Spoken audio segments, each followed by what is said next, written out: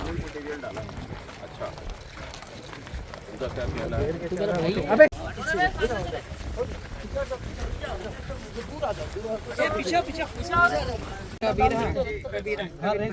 अध्यक्ष जी थोड़ा सा फैल के देखिए ना। ऐसा उसके बाद आप दफनाते हैं। आगे नहीं जाओ यार।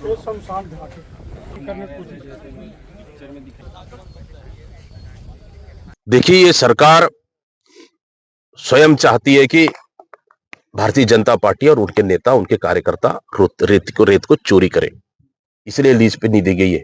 हमारी भी सरकार थी पिछले 5 साल, हम लोगों ने तो लीज पे दिया था, पूरे प्रदेश खदानों को लीज पे दिए थे।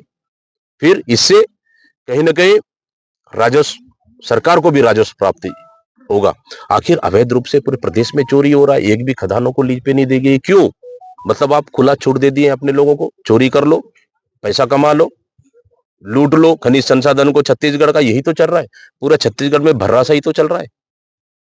रमन सिंह कह रहा था कि इस मामले में अभी तक खनिज अधिकारी सस्पेंड हुआ, जो टीआई शामिल था वो सस्पेंड हुआ, और जो आरोपी थे जिसकी जेसीबी मशीन थी वो पकड़ा गया, शूटर पकड़ा गया। एक सिर्फ छोटा सा लगातार चल रही है। सिर्फ छोटा सा एक ड्राइवर को, एक जेसीबी मशीन चलाने वाले को, बेचारे वो तो कर्मचारी है, ठीक है।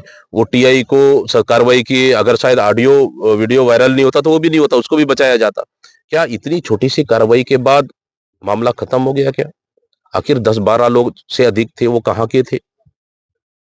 2-3 गोलियां चलाने वाले वो कहां है? कौन है संजय सिंह? उस पर कार्रवाई होगी कि नहीं होगी, ये सबसे बड़ा सवाल है। ये सवाल छोटी मोटी कार्रवाई से सरकार नहीं बच सकती। गंभीर मामला है, बड़ा मामला है, और सरकार कहीं ना कहीं मुझे लगता है अपने लोगों को बचाने में लगी है।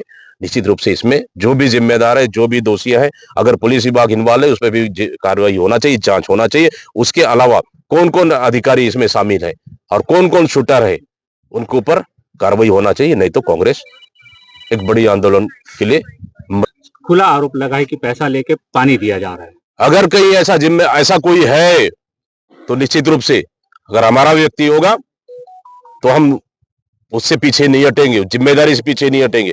अगर कहीं गलत है तो गलत है, लेकिन सबसे ज्यादा तो 100% तो भारतीय जनता पार्टी के नेता, चाहे कोयला चोरी की बात हो, चाहे आयरन चोरी की बात हो, रेत चोरी की बात हो, 101% भारतीय जनता पार्टी के नेता शामिल है। इसलिए तो ये घटनाएं घट रही है, खुलेआम चाकू गोली चल रही है, ट्रैक्टर से कुचला जा रहा है, बांध के पीटा जा रहा है। ये हम लोग छत्तीसगढ़ में है या हम यूपी और बिहार में है? पूछना चाहते हैं इस सरकार से, क्या छत्तीसगढ़ को यूपी और बिहार बनाना चाहती है ये सरकार? नहीं बनने देंगे छत्तीसगढ़ को जंगल राज।